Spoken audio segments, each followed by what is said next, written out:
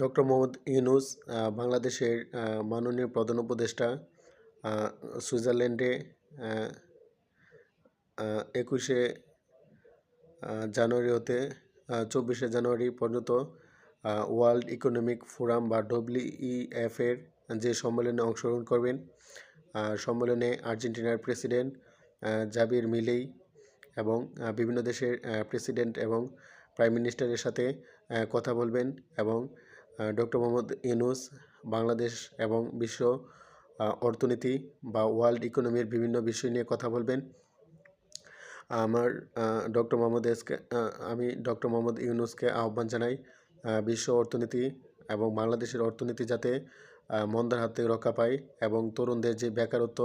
এই বেকারত্ব যাতে নিরসন করা যায় এবং তরুণরা যাতে চাকরি পায়। প্রত্যেকটা তরুণের যেই স্বপ্ন, সেই স্বপ্ন যাতে তারা পূরণ করতে পারে, সেই জন্য আপনারা কাজ করেন এবং বাংলাদেশও